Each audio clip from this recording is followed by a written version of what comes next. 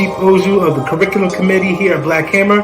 We need you, revolutionary educators, whether you're teaching in your school or teaching your kid the revolutionary ABCs at the work. We need you to join our curriculum committee so we can teach our young people, our members, and everyone out there about Black Hammer's revolutionary anti-colonial line, all right? Join today, and let's get to teaching our people.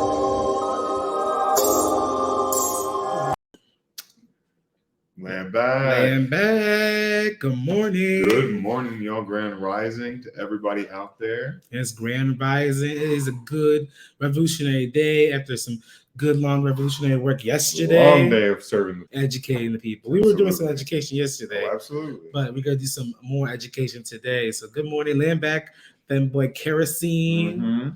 I say Land back.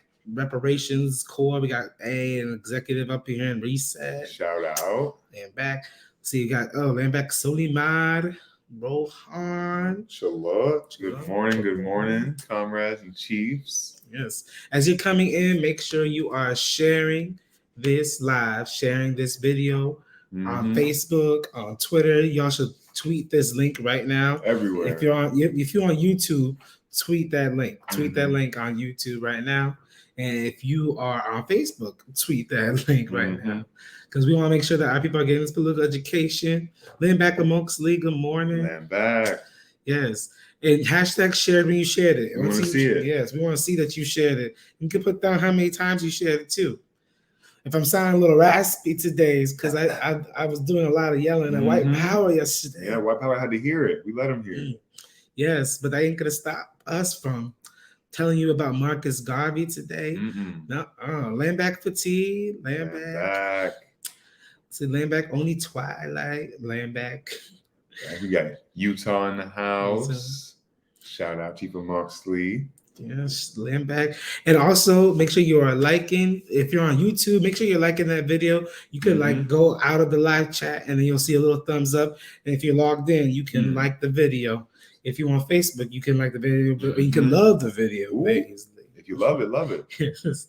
Land back, Felix. Good morning. Yeah, Chief Felix. Yeah, smash that like button. Share this. Drop some comments. You know, we got to get this out to all the people because this is really important political education every week. Yes. And if you are new to this is the Revolutionary BookTrap brought to you by the Black Hammer Organization, which is the biggest, baddest anti-colonial revolutionary organization in the world. In the world. Yes, because we understand the political line and material reality of our people the most. We understand that our people, colonized people, have a same common enemy. Well, that's white power, right? Yep. And that we have to get our resources and our land back in order to get the power that was taken away from us. Exactly. And so we understand that the best, we understand the line the best, and so therefore we understand our people the best. And that's why we're able to serve them best. The best, most effectively. And we won't do anything to get in the way of serving our people. We won't do anything to get in the way of educating our people. And that's why we come through every time. We come through every time.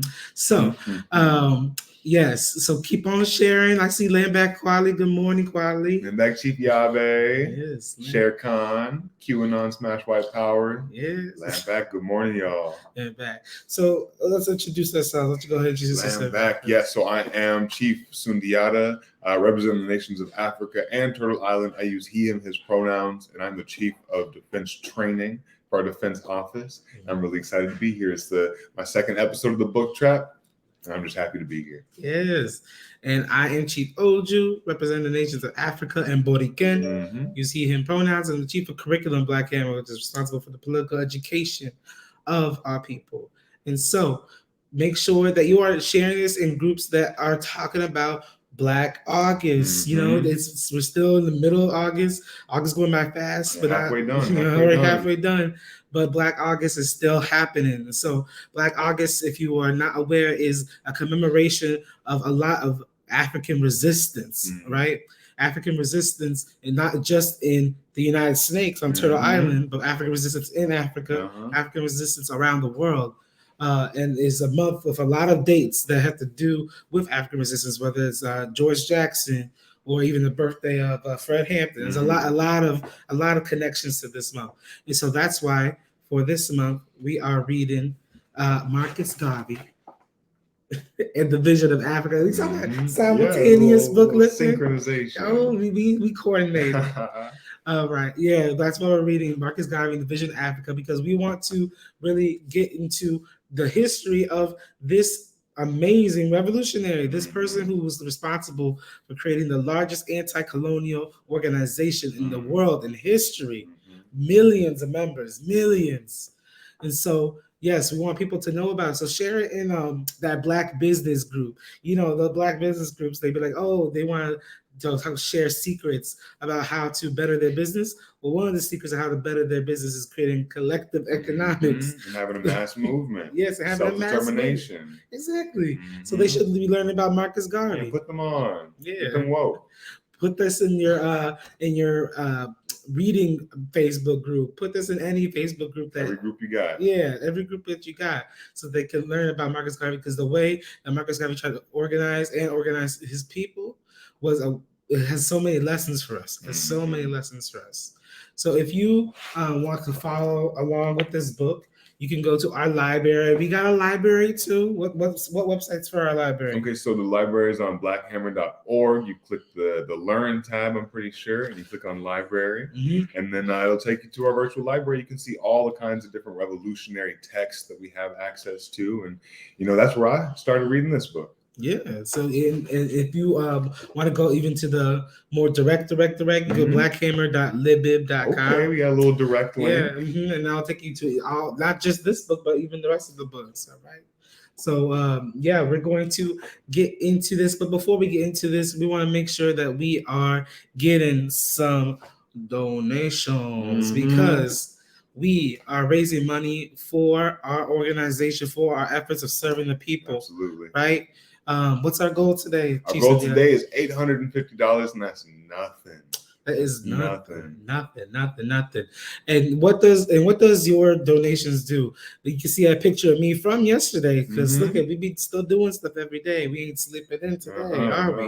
No, we doing work for our people. Exactly. And so what we were doing yesterday was supporting survivors of a alleged serial rapist in the Atlanta community, right? That's been preying on people in our community.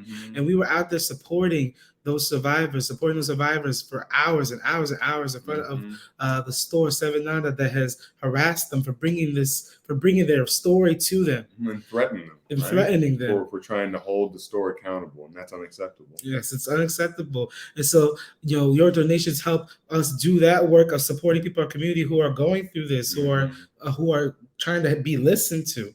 And at the same time we were doing that, we were passing out PPE. Exactly. We were passing out PPE to make sure people were safe, because they were going to that horrible store without masks. And that horrible store has had a COVID outbreak. I've heard multiple COVID outbreaks. Just like the abuser, they've been hiding that COVID outbreak. So we were telling our people, don't go in there. Exactly. Right. If you do got to, take this mask, right? That cloth mask that you got ain't good. So we need those funds in order to provide for our people, because this Delta variant is getting out of control. And I hear there's some other variants on the way too, and it's just too much, and our people are not equipped right now. We got to get them equipped. So donate. I see a couple in here. Oh, see, we got $55 in reparations. Okay, collected from colonizers. Okay, a little outreach. I see that. So you see our reparations corps on the street too, getting reparations.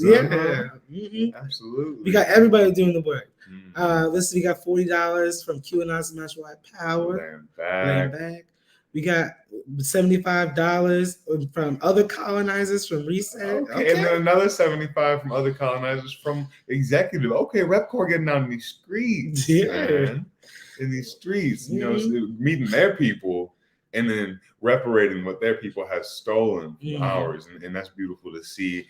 If you want to be like these magnificent reparating colonizers, please go to blackhammer.org/reparations and sign up, and then you can go and collect that money back for us again, just like they're doing. Yeah, and just like Rohan said, keep them donations coming. Talk about just real quick about the reparations school and and just someone that we're gonna try to get in there.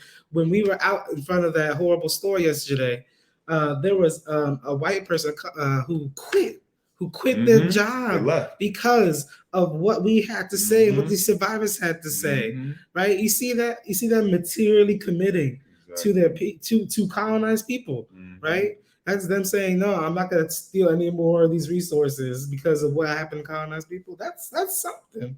That's something. And that's what our reparations corps is doing. Our reparations corps is doing that.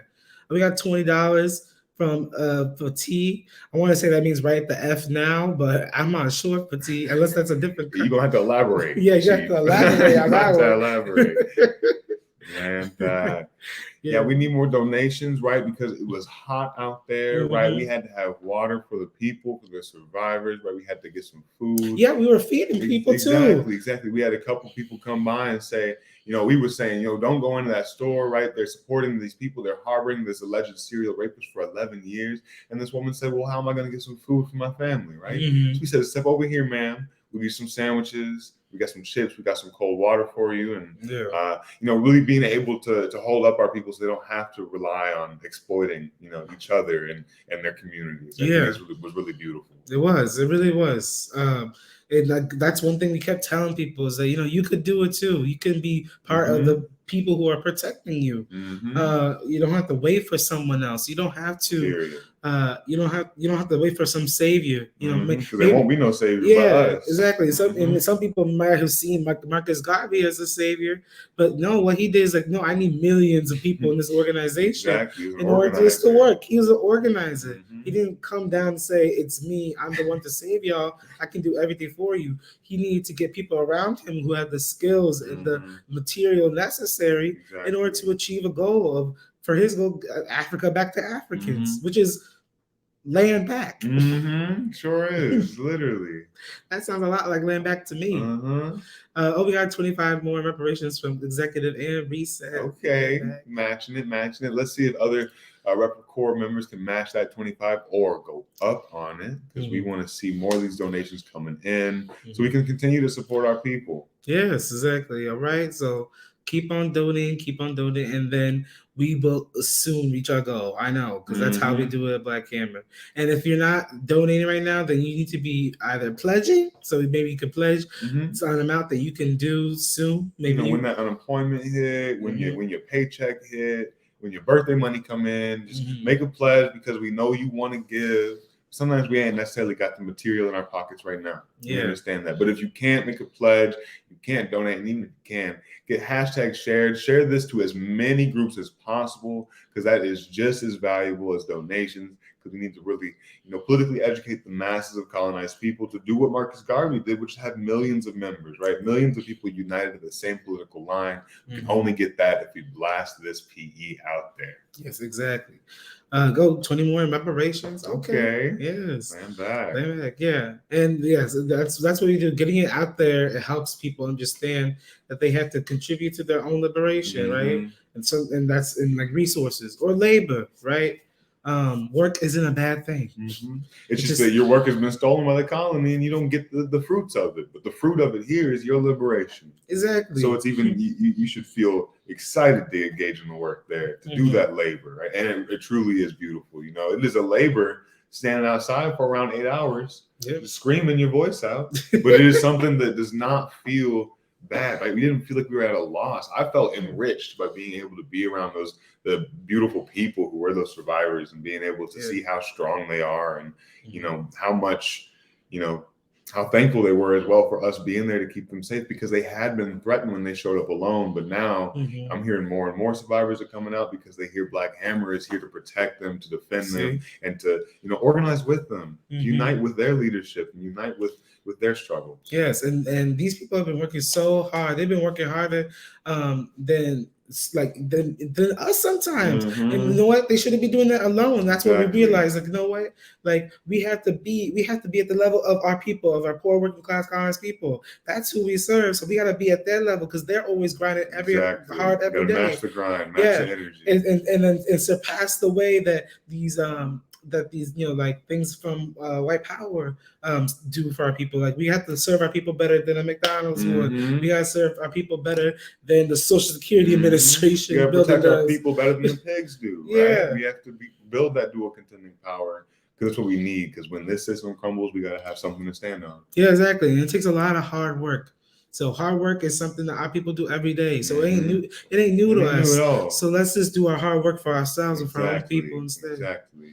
$50 more reparations. Another 50. Good to see. Good to see. Keep them rolling in, y'all. Yeah, keep them rolling. You know, as we move along, as you're hearing the wisdom of the honorable Marcus Garvey, you know, let it inspire you to donate to this amazing project that we're doing. Yeah. Our organization serving the masses. Exactly. So we'll go into our trivia next. It's an easy question. Well, if you read, it's easy if you read. You did the reading. So yes, our trivia question for today is: Marcus Garvey wanted to put the UNI headquarters in this place, but was stopped. Where was it? Was it A, in Liberia? Was it B, in Haiti? Or C, Ethiopia? Or D, Angola? Drop those answers in the chat. No cheating. Y'all gotta drop them now. Either you know it or you don't. Yeah, put the letter. You can put the letter. You can put the answer. Drop it if you don't. We see some answers coming in already, but I don't see enough. Yes, keep on coming in. Y'all ain't confident. And as we always say, if you got the right answer, you should donate $5. If you got the wrong answer, you should donate 10. So drop some answers up into the comments on the YouTube comments or on the Facebook comments, and that way we can see where you want to do it. Let's see. So Kwasi has Liberia at the top. Let's see. A has A. Okay, a little bias there. QAnon got A. Any other answers? We got some more A's. Yeah. Hey, I mean, we'll let y'all know if that's right, but keep dropping those answers. Don't be afraid. See, Rohan says A. Yeah, but it looks like a lot of A's in here. A lot of A students. I mean, as we always say, no copying. You know, it's happened before where someone said an answer, everyone follows suit, and it was wrong. Because you're not thinking for yourself. Because you're being liberal. That's good. Rohan's hey. Love you, Rohan. All right. Should we tell them what the answer is? Let's reveal the answer. Okay. The answer Y'all will be surprised. It's A, Liberia. Liberia. So if you put A, you know what that means? You got it right. Drop $5 right now. That's the cost of being an intelligent and accurate individual when answering these questions. I didn't see no wrong answers, but if you can donate $10, do that instead, right? Let's go ahead, get it up there. Yeah, and also, but remember, as we'll talk about the reading, you know, he tried to do it in Liberia, but as you saw in this part, there were a lot of obstacles, a lot of contradictions, and a lot of contradictions to Marcus Garvey achieving what he wanted to achieve. And a lot of those contradictions didn't have to do with him. Had to do a lot of other people around them, people around them, and the colonial state doing its thing. So, along with it's the neo-colonial sellouts doing their thing. And this is 100 years ago. You think things would change? You think things would change? But no, it hasn't though, because the contradiction hasn't gone away. Contradiction is colonialism, and it hasn't gone away. A core contradiction, and it remains here. All right. So yeah, let's get into our first Read That Back. So Read That Back, if you're new, is a quote from the book that we go over because it's got something to say for us. It's got something to say, whether it teaches us a lesson, teaches us something we shouldn't do or we should do. And so if you're on the PDF, I believe it's on page 67. But if you got the physical book with you, it's on page 100. 100, right? So it starts... If Jamaica is to be saved, if Jamaica is to take her place among the progressive nations of the world, then we must have a change of policy. Jamaica is void of that national spirit that should characterize every country. Everybody in Jamaica seems to be looking to the mother country for everything. I feel that Jamaica wants a political awakening, and it should come from within and not from without. We feel that we are quite competent to handle the affairs of our country, and now all that we ask is a chance. Jamaicans, as I can see, worship too much that which comes from abroad and from anywhere. If a thing, a man, or an animal is imported, it is supposed to be better than the native product. How silly. As for individuals, I have seen some of the greatest idiots abroad. I would recommend that the poor classes of Jamaica, the working classes, get together and form themselves into unions and organizations and elect their members for the legislative council. With few exceptions, the men in the council represent themselves and their class. And back. So I think one, it's interesting because this is 1921. I think he wrote this. 1921. Well, this is before. Well, I guess the Russians kind of did something right around this time. But this, like, you see, Marcus Garvey here is talking about anti-colonialism. Is talking about the poor people of Jamaica organizing themselves. The poor class people of Jamaica organizing themselves, and saying that it has to come from within. It can't come from the colonizing country. It can't come from any other class, right? It's got to come from the poor and working class people of Jamaica to organize themselves in order to awaken themselves and to handle their own affairs of their own nation, right? And this is something. See, Marcus Garvey didn't need a bunch of Marx or something like that to say this, right? Exactly. He's not quoting Marx. He's not quoting none of that stuff. He's saying this out of his own experience of seeing what his nation needs, and he's scientifically studying his nation, saying it's got to be the poor and working class. It's got to be from within. The colonizers can't do it. It can't be other, and it can't be no other class. And that he feels that our people are competent enough to do it. That we have the ability to do it. Exactly. Right? We don't need no people giving us charity.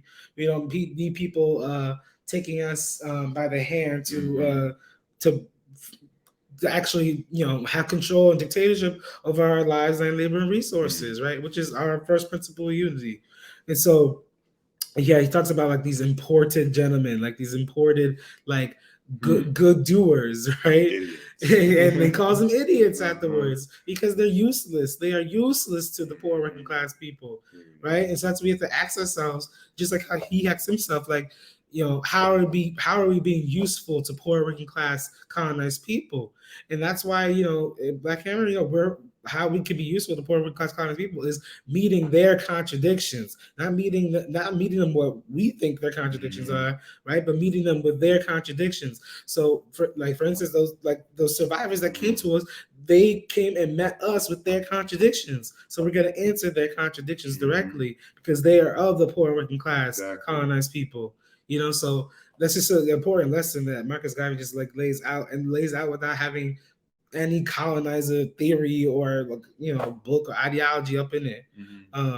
What do you see in that? No, I 100% unite, and I think that it's this colonial. He's really addressing like this colonial filter that is placed in a lot of colonized nations where you believe that you have to get things from the colonizer, right? The idea that what you have there is isn't as good or isn't as worth as whatever the colonizer had or these other countries have. But the interesting thing is that it's the exact opposite, right? It is the goods, it is the labor, it is the people of Jamaica that were being, siphoned away by the colonizer while being convinced that they weren't good enough, right? So it's like you're being told that everything outside of your country is so much better and that you need to want that. Meanwhile, everybody outside of your country wants you, right? Wants your land, wants your resources, and they're trying to pull a sheet over your eyes so that you're not focused on what's happening with your goods, what's happening with your labor. It's so true, because they want to make it seem like you don't have anything to provide the world, that you don't have anything that is worthy of the world,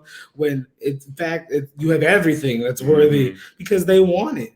They want it. They want your land. They want your resources. They want your labor. They know you can work. Like colonized poor class people work because we know that's how we keep the earth healthy and moving. Like the for instance in Turtle Island, the controlled burns of forests. That's intense labor that our ancestors did, and the indigenous ancestors did here in Turtle Island. Only to serve Mother Earth. Only to serve Mother Earth, right? In order to make sure that the earth kept going, right? And that's labor that now they're like, okay, but how do we figure this out? And they get confused, right? And so yes, like this is what the colonizer always does to colonize people.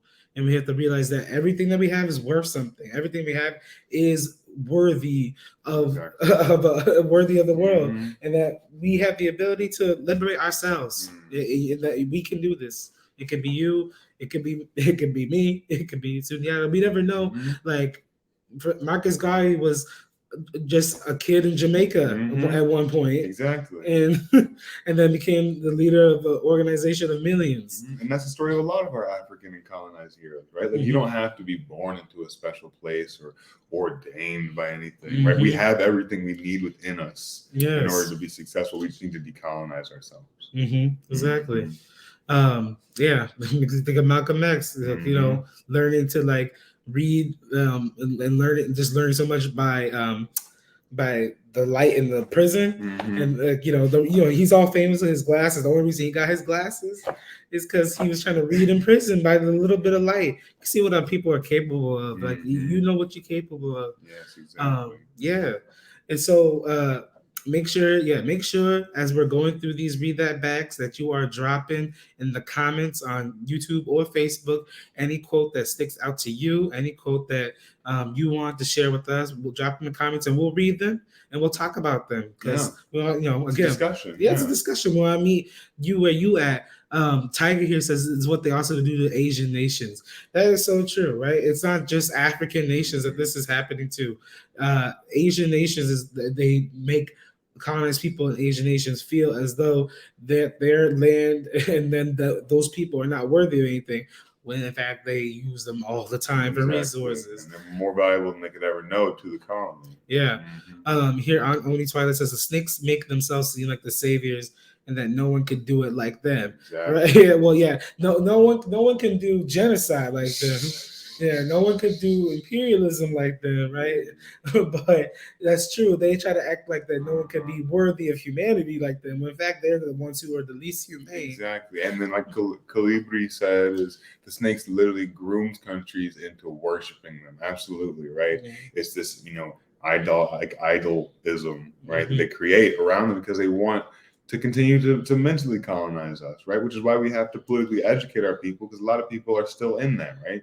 They still believe there's good in the colony, right? They still believe that they will get good from the colony if they give good to the colony. But we need to politically educate and undo that, you know, grooming, right? That brainwashing that occurs. Yes, exactly.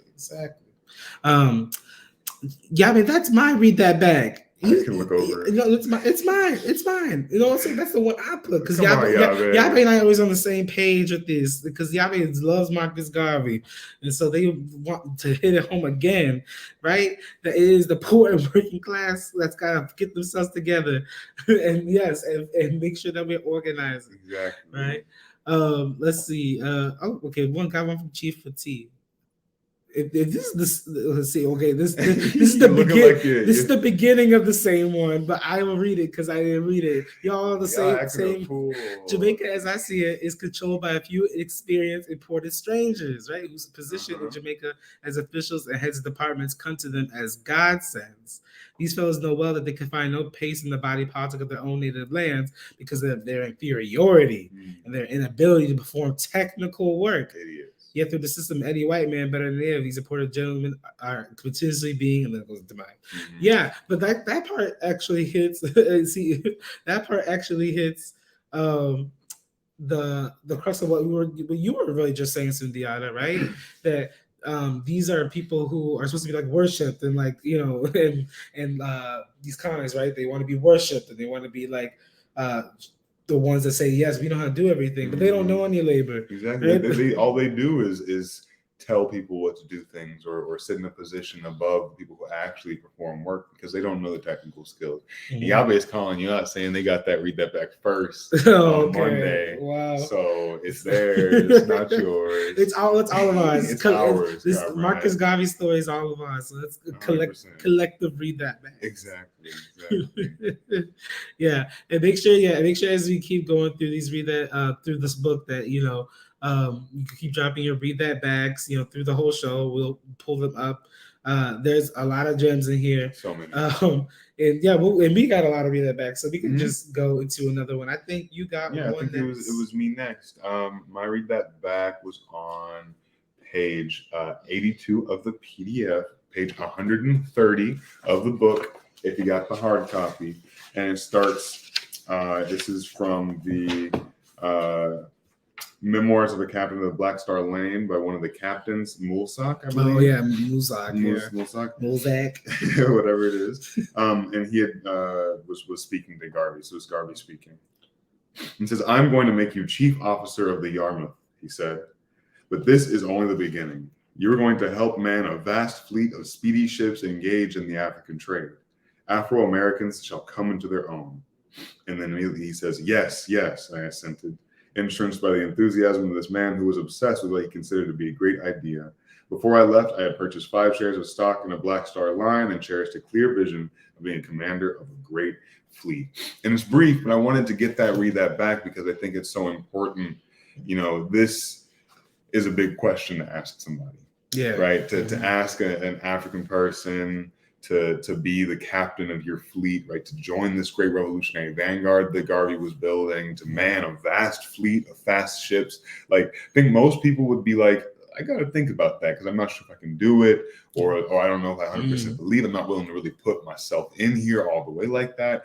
But, you know, this is a lot what we have to do as revolutionaries as well, right? Mm-hmm. We have to take up what the revolution, right, what the organization, what our leadership needs from us. Yes. And take it up with pride, right? Take it up with passion. He said, yes, yes, right? He was basically asked, do you want to be the leader of this part of my project? He said, yes, yes. There was no, I got to think about it, or I'm not really sure, or, you know, let me weigh it out. No, because you have to be impassioned, right? You have to be impassioned and just willing to serve wherever it is that you're needed. So I thought that was really good to sort of look at how we, you know, thinking about a leadership position in the Black Hammer organization, right? Yeah. Thinking about if you get asked to take on leadership, right? How are you responding? Are you saying yes, yes, because you have the same enthusiasm of this individual and that same faith that this individual has in his revolutionary, you know, journey that he's on?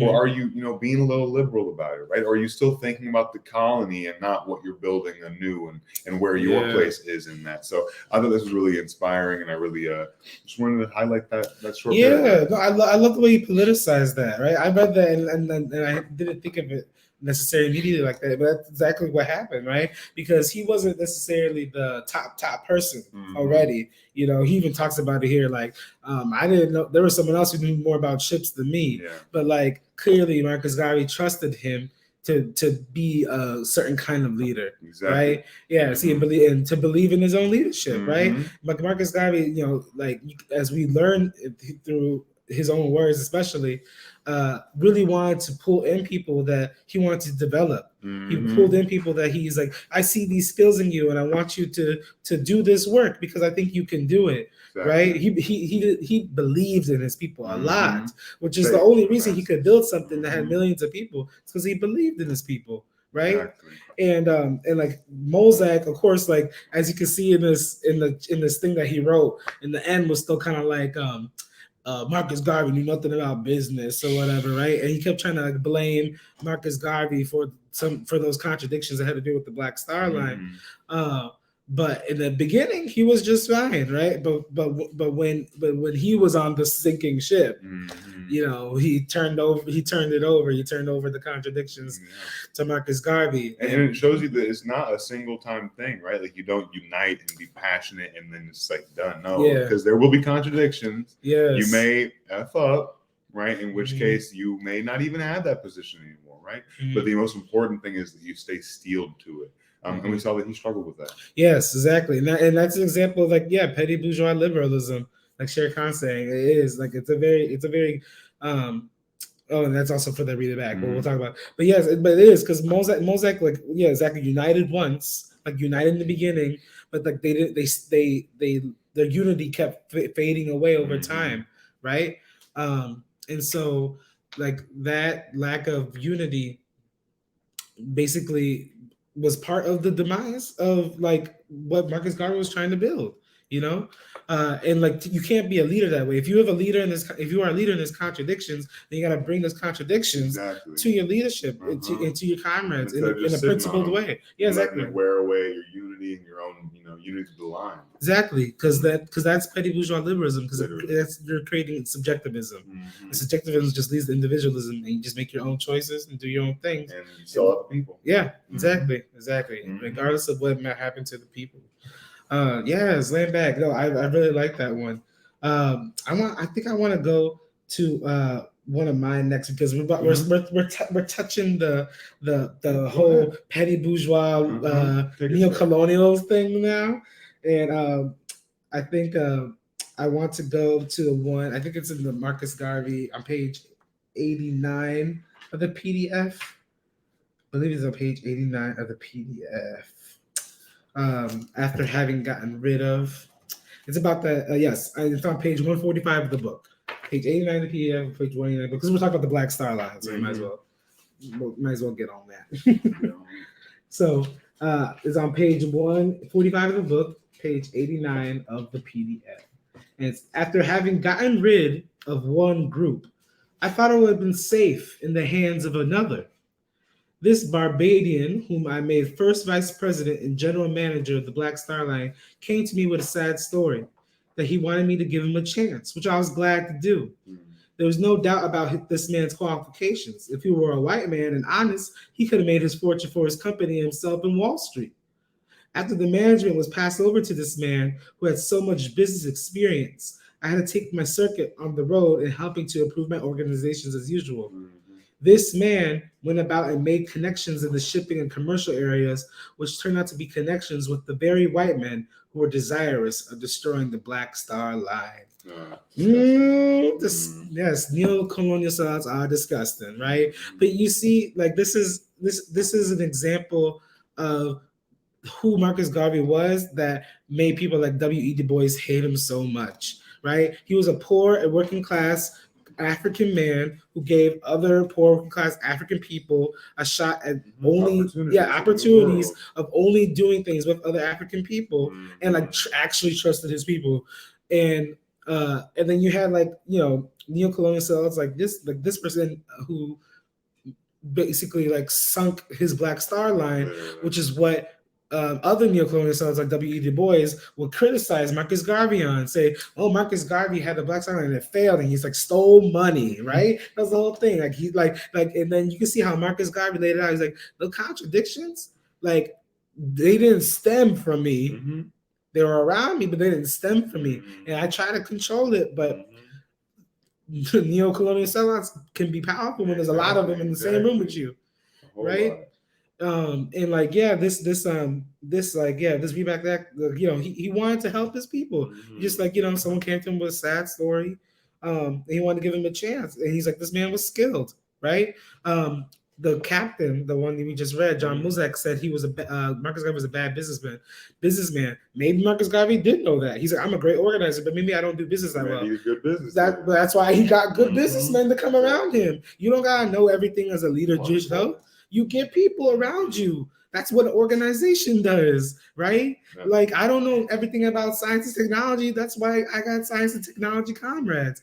I don't know everything about defense. That's why I got a defense comrade. Yeah, you should know everything. You should be a businessman, a scientist, a teacher, all that. That's what W. Du Bois wants. Yeah, that's what W. Du Bois wants to do to think, right?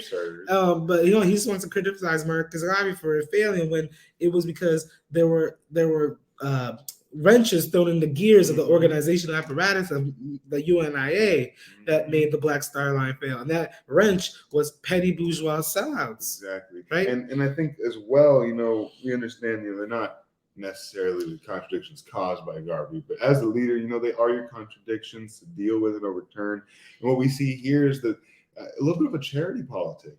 Right, a little bit of a charity politic with, you know, the sob story, right? And we understand that, you know, our people have struggles, right? Every colonized person has a sad sob story they can tell you to try to convince you to get them into your organization, right? But going off of that and going off of their skills and not going into political education, right? Perhaps discussing with this brother why he shouldn't go and make these deals with white people, or laying it out, and then finding that, oh, he wants to make deals with white people, so maybe I shouldn't have him in charge of here, right?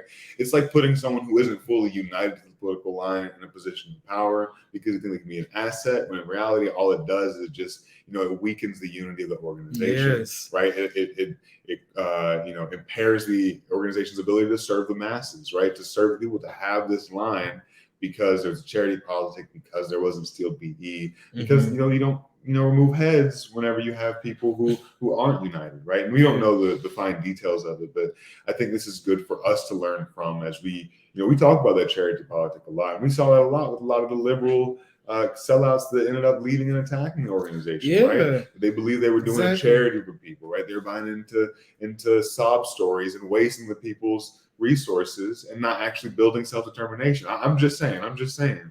So it's important for us to know and learn from that as well, and see, a criticism of Garvey in this. Yes, yeah, no, I unite with that. Yeah, right. Our revolutionary heroes and ancestors, they didn't lie. They didn't always get everything right. Exactly, no one's perfect. Yeah, and Marcus Garvey, yeah, that was, I guess, when it's also hard when you have millions of members, right? When you get millions of members really quickly, it might be hard to like wrangle things in. But that's something that we can learn from, right? Like maybe things aren't supposed to be really big, really fast, right? Because there are a lot of people who are like sellouts, right? There are a lot of people who are going to try to take advantage of the apparatus of the organization for their own personal benefit, right? I also think, maybe he strayed a bit from the class here, right? Because, he's saying this man could have been a Wall Street guy if he had been honest and been white. What does that mean? Does that mean he was like college educated, right? Does that mean that he had business skills, right? Was he a member of the poor and working class, like masses, African masses? Or was he perhaps a petty blue aspiring person already? And maybe Garvey saw that but didn't hold tight enough to the class analysis to hold fast. I don't know. That's true, yeah. And that's actually something important to remember. Like, it's not always just like petty bourgeois, like the people who are like middle class and maybe got some resources already or education. It's also the people who want to be those people. We'll see a lot of them in these other read that back. Yeah, exactly.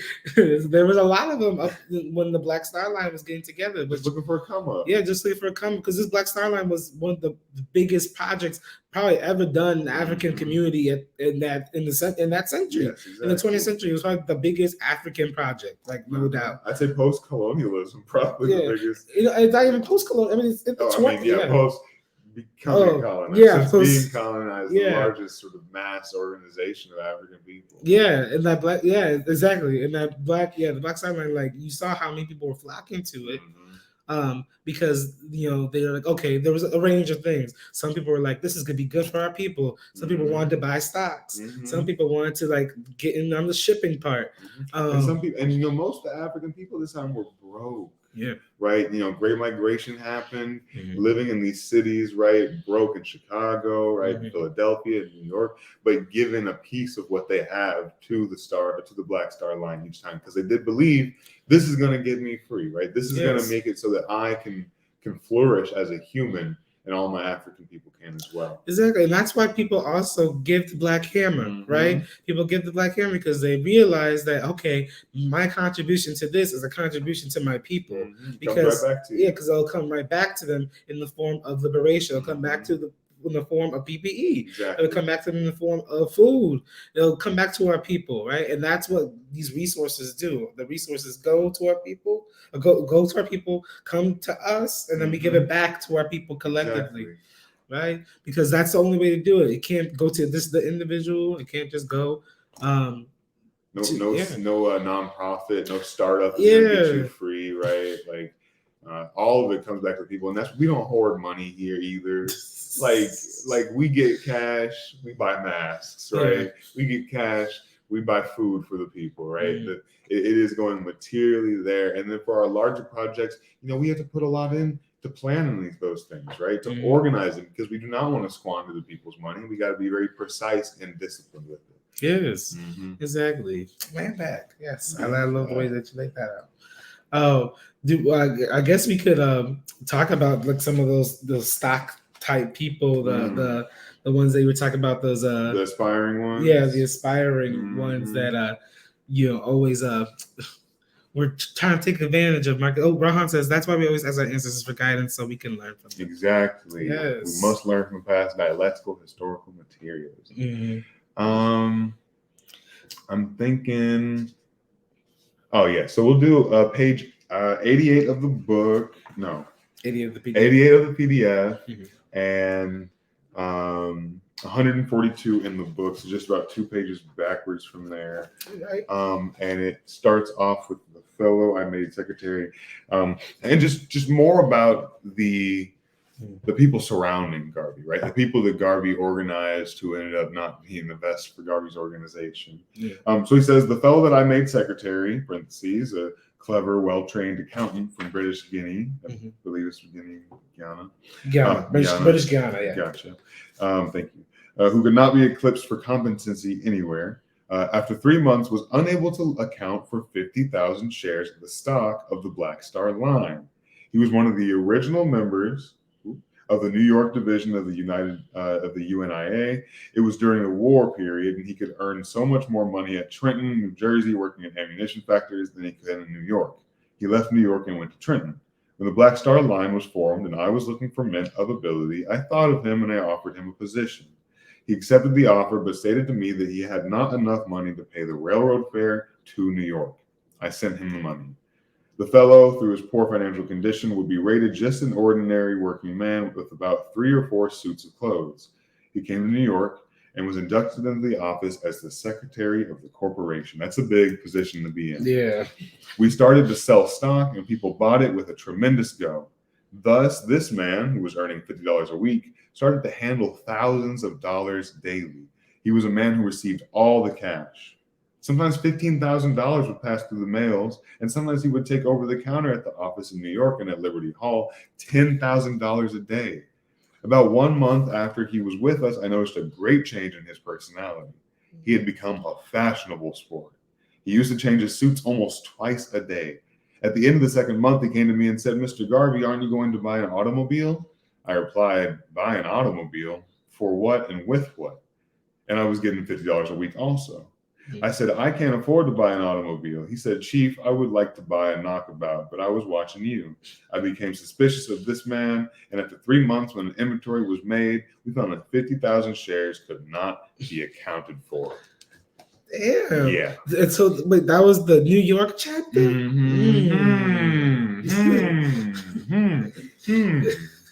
Steal money from the people. There's a lot of sellouts in New York. We can't stand with them. But there's also plenty of revolutionary comrades people in New York. Exactly. And that was the rest of this chapter. That was the rest of the comrades there. Yeah, this is a lot. There's a couple things that I want to point out. It's a bit lengthy. But, the idea that this is, petty bout aspiration, right? Yeah. This man was poor and working class. He was traveling. He did not have enough money to pay the train to get to New York, right? Garvey gave him the money because he wanted this man to work for him. Yeah. And then when he got there, he did not have the people in the center, right? He had his own aspirations of wanting to have nice clothes, wanting to have a car, wanting to have lots of women around him, right? Wanting to be able to live in that luxury, that neo-colonial middle class that was starting to show up in New York, right? Because we did see the emergence of a petty bourgeoisie in Harlem when the Renaissance happened, right? So he gets the position, and then he starts handling this money, and what Garvey said is we was both getting $50 a week, and I can't buy an automobile. I can't buy all these suits, but you are, and you're the one who gets to hold $10,000 across the counter that the colonized African poor working class masses are sending in their mail, right? It's $5 here, $10 here from people's families, and you're receiving that, and you're supposed to be counting it, but now you're saying 50,000 shares that people had sent money to purchase, right? Probably each one of those, probably they send and they buy one stock at a time. Maybe they buy 2 or 3, right? 50,000 of them, which is like hundreds of thousands of dollars, I'd imagine. It's at least $2 a stock. Hundreds of thousands of dollars. And this is 1921 money. 1921. It's a lot of money. 100 years ago, was passing through this man's hands. And we see the difference. And I think what Garvey says here really points out the difference, right? At the end of the 2nd month, he came and said, "Mr. Garvey, aren't you going to buy an automobile?" He said, "Buy an automobile for what and with what?" Saying, I don't have that. So it's obvious that you are getting that from somewhere else, right? People who want to use revolution, right? Use our revolutionary heroes or leaders, use the funds of the masses for their own personal gain are sellouts, right? Doesn't matter who you were back then. Doesn't matter how dirty your clothes was, that you couldn't afford bus fare. But once you get the chance to assist the people in organizing their funds, making sure that their funds go to the right place and serving them, and you use it instead to serve yourself. You're an enemy of the people. Yes, exactly. Straight up, enemy of the people. Straight up, for real. And like we have to think about the people today, like the African people today, especially who you use Marcus Garvey as a means of like creating Black business, right? Marcus Garvey wasn't saying be an African and do business so you can make money for yourself. Clearly, like you can, if you're reading Marcus Garvey, you would know that's not what he was about. Yeah. He's about we are making effort to collect funds for all the African people and use them for a new day, and use them to build a new world, not just to build the same colonial life that you already got for a nice house or for an automobile, right? So you have to remember too that like don't Marcus Garvey was dealing with sellouts, so don't become that sellout that Marcus Garvey would have hated. Whether you're trying to build for yourself, and it's a disgrace to his name. It's a complete disgrace to his name, and it's a shame. Use that for him. It's a shame as well because each of these sellouts, each of these petty boo aspiring people who became enemies of the people were the reasons, right? That the Black Star Line was not successful, right? A lot of people, and I myself inspected it, that we could have some form of liberation for African people today should this have been a successful ordeal, right? Yeah. Should Marcus Garvey have been successful, been able to overturn the contradictions, to avoid the sellouts, right? To survive the attacks by sellouts. But we're here now. We're still colonized. Yeah. African people are still being killed, still being put into slavery, right?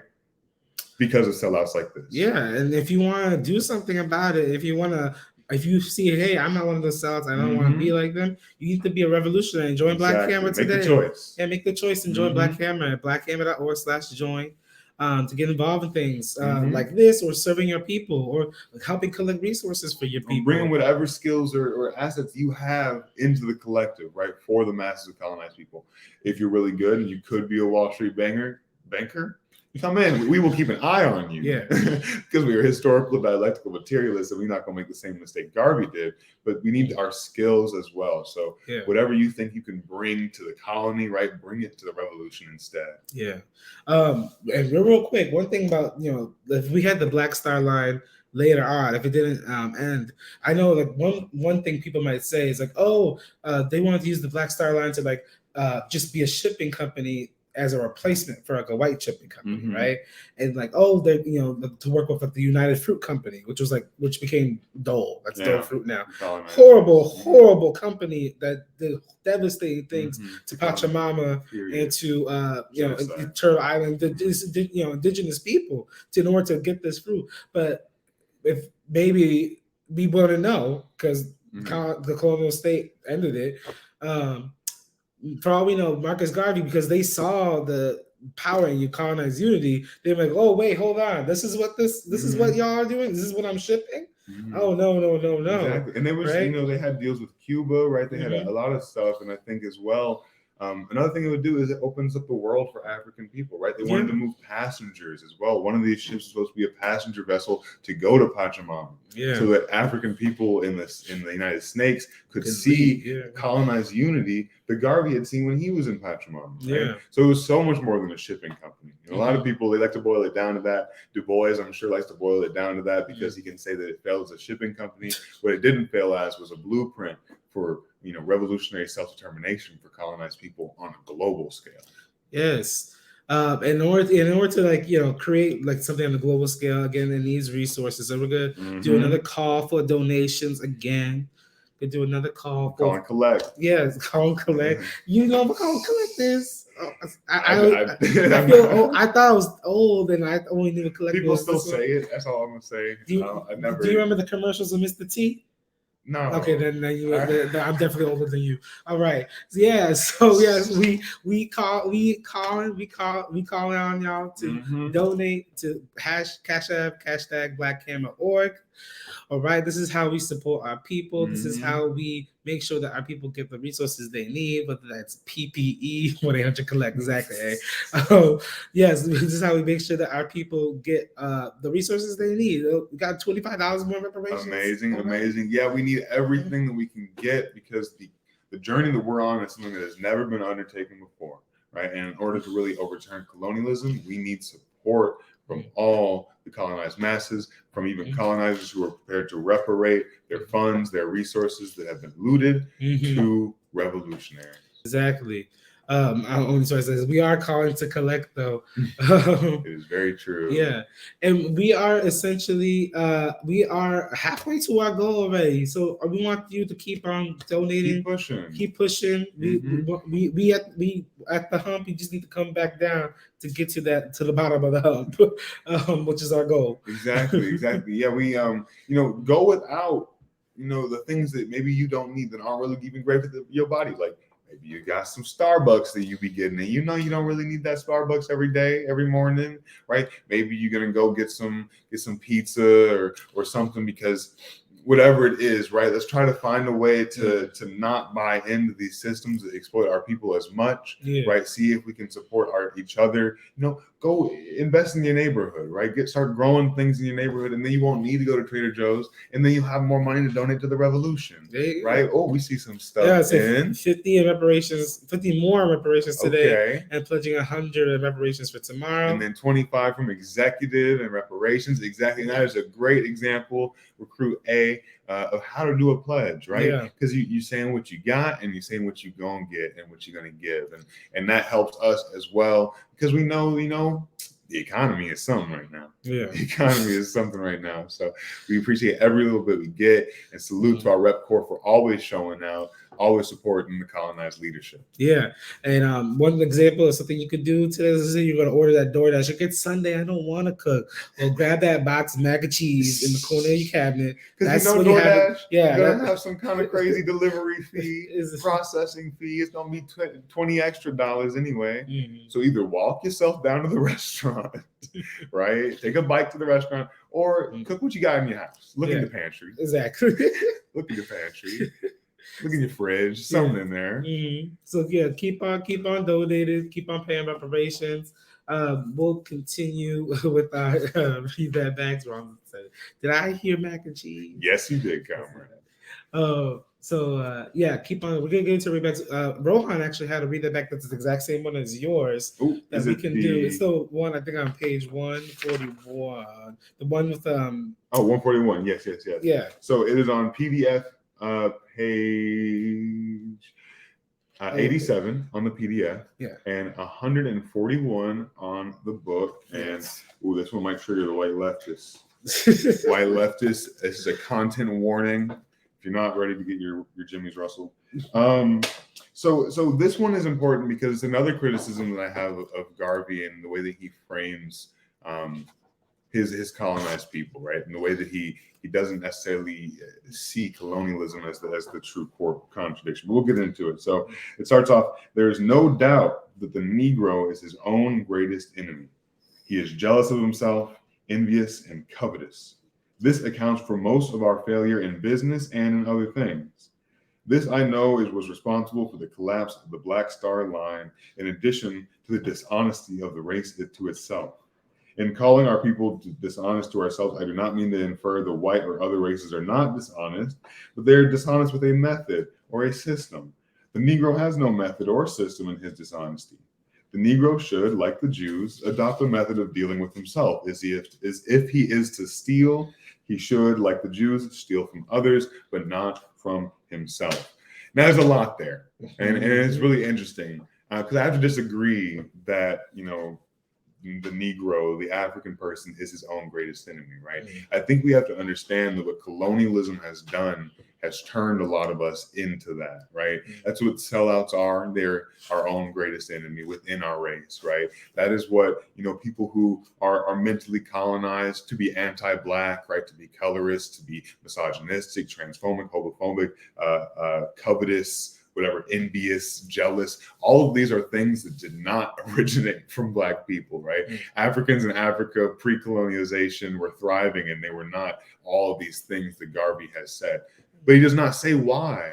He doesn't say why he thinks that, they're covetous or jealous or envious or dishonest. He doesn't say why at all, right? And the answer is because they're colonized. And we understand that jealousy, envy, hoarding things, right? Being dishonest. These are all qualities of the colonizer.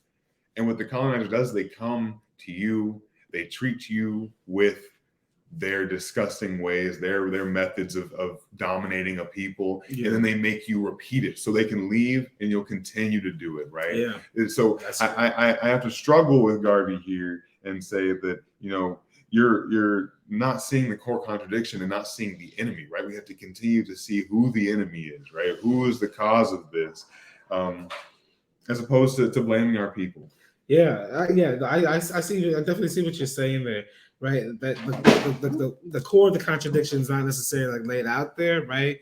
And it's at the same time, though, I want to say a little bit that it is a form of a little bit of tough love that I understand what he's trying to come from a little bit, in the sense that he wants colonized people to have a system through which we do the things that we do, whether that is from being from the colonial state, like that as we've been taught to, or whether that's like from our, how do I explain this? Because essentially, like, you know, right? rather than to eat in ourselves, to which is what colonization does to us, right? So that's not our fault that we do it, but that in order to prevent that we have to turn it outward, right? Turn it outward toward our enemy. Turn it outward toward, you know, I think that's partly what maybe he was getting at there, but he doesn't get to the why, and like where it comes from. And he gives, it's just a lot of attack in that first part. But I do unite with that second part, and I think that system, right, has to be political education on anti-colonialism, right? The only way that you can see and have a system in place that makes it so that you don't steal from yourself, you steal from others, is whenever you realize who is stealing from you, right? When you realize who is gaining whenever you steal from them. So I unite with the fact that we need a system in place and that is revolution, right? That is anti-colonialism, to ensure that we do not live at the expense of one another, right? But I feel like he could have attacked his people. So much, I unite with that, but because we know he loves his people, right? Exactly. Which is why I thought it was like uncharacteristic, right? And I was just feeling a little weird about that. But I wanted to pull that one out. Unity with that, because in order to like let your people know that they should be on your side, that you have to let them know, we are good people, right? Like Olivia was saying, right? And that like sometimes, of course, like the frustration with the colonial system at hand makes you want to be like, get it together, you know what I mean? Like, you know, and he had a lot of African people selling him out, right? Being covetous, being dishonest, right? So it's not to say that he wasn't seeing that materially. Seems like an interesting broad statement. Yeah, that's what it is. It's broad. It is broad. That's what it is. He could have said names, but he did talk about the individuals he's referencing. That's true. He could have narrowed down to like the class. Exactly, the petty bourgeoisie, right? Or the petty bourgeois aspiring Negroes are our greatest enemy, right? As opposed to just us. Yes, unity with that. And then I got, let's see, I have one more. Read that back from me later on. I thought this is on page 157 of the book. And I think we can end this one. We said as per usual. No, 3 each. Oh, 3 each. I was like, I ain't always ending it. As per usual. I'm always taking shit. No, I'm always taking this stuff. So this is on page 157 of the book. It's a passage in the African fundamentalism. That's a peep at the past, and I thought this was like such a I think this was a good. I don't. That's a great title, right? A peep at the past, and I thought this is actually kind of a good mirror to the passage we just read. What we just read, because this is like a good read of colonizers. And so this is like what he's speaking. This is speaking to Africans, right? So like he spoke that to Africans, but he also spoke this to Africans. Because he understood his people were good, right? It says, if others laugh at you, return the laughter to them. If they mimic you, return the compliment with equal force. They have no more right to dishonor, disrespect, and disregard your feeling and manhood than you have in dealing with them. Honor them when they honor you, disrespect and disregard them when they vilely treat you. Their arrogance is but skin deep, and an assumption that has no foundation in morals or in law. They have sprung from the same family tree of obscurity as we have. Their history is as rude in its primitiveness as ours. Their ancestors ran wild and naked, lived in caves and in branches of trees, like monkeys as ours. They made human sacrifices, ate the flesh of their own dead and the raw meat of the wild beasts for centuries, even as they accuse us of doing. Their cannibalism was more prolonged than ours. When we were embracing the arts and sciences on the banks of the Nile, their ancestors were still drinking human blood and eating out of the skulls of their conquered dead. When our civilization had reached the noonday of progress, they were still running naked and sleeping in holes and caves with rats, bats, and other insects and animals. After we had already fathomed the mystery of the stars and reduced the heavenly constellations to minute and regular calculus, they were still backwoodsmen living in ignorance and blatant darkness. That's a read. That is a read. Good. You read the cave beast. Yes, right. So Marcus Garvey is the original maker of KBs. Can you do hashtag KBs? Legit, Marcus Garvey was the original person who brought that. Like rats, bats, other insects, and animals. And like so, Marcus Garvey is like laying out a couple things here. First, dish out what they dish to you. Dish out what they dish to you. Exactly. They dishing out all this pain and violence on our community. Like we have to not necessarily do the exact same thing. Disregard it and continue moving, right? Yeah, but not to always disregard though, right? Because we also want to like show that we're not gonna let people treat poor working class people badly anymore. Period. Right? We have to let our people know that we aren't gonna take it no more. You can't just disrespect and abuse us, right? You can't take money from us, right? You can't take money from us and then just go like on with your day. Poor working class people have had money taken from them too much. Period. You can't slander our name and then just go on with your day. As poor working class colonists people have had our name slandered too much. No, you can't do it to us no more. Exactly. Whether you are a colonizer or whether you are a neo-colonial sellout, that's a colonized person. We ain't taking no more. Exactly. And so either you're a cave beast or you're living with the cave beast. So you're acting like a cave beast. What do you look like? Look at living with a cave beast and working for them. And I want to say, land back, Denise. Glad to have you here. As you said, you just came across it. We hope you're tuned in next Sunday as well, and I hope you can watch the previous episode. We're happy to have you along for the ride. Yes, exactly. And you could follow along with the book at blackhammer.org/library. And you could join us if you want to join us and get in on this reading of books. Go to blackhammer.org/join and sign up today. Yeah.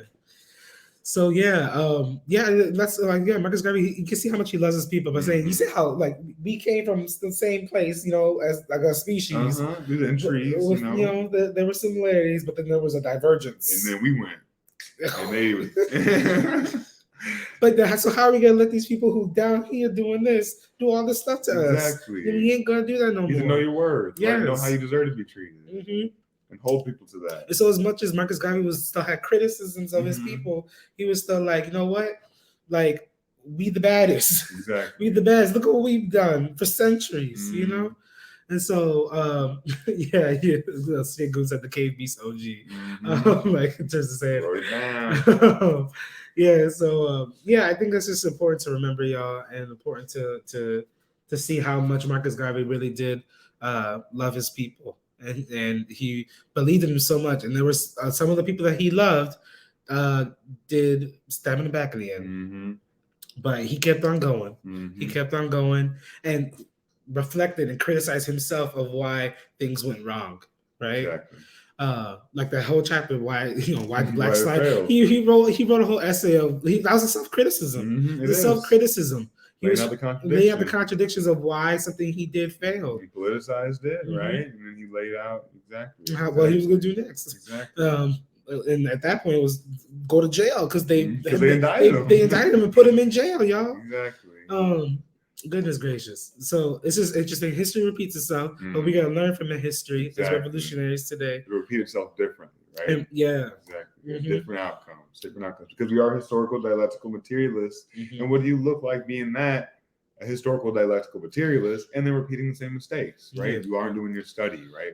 That's what this is, us studying our past. Yes, and that's what this Revolutionary Book Trap is about. Exactly. So, let's get into our announcements. So, let you know what's coming up at Black Hammer. So, we could get into all the events and all the things that we are doing. At Black Hammer, we got so much going on besides the Revolutionary Book Trap. So we have tomorrow is the Vanguard. So the Vanguard House, the ATL chapter, the headquarters, the HQ, whatever you want to call it, has a show. It is the Vanguard. It is Monday at 8 p.m. Eastern Daylight Time every week. And it's where we're going to be breaking down the latest stuff going on in the world, right? We're going to be breaking down what the Vanguard is doing, responding to this, right? How we are moving on the ground here. Y'all are going to, I'm sure, hear a lot about what we did this weekend because it was a lot yesterday.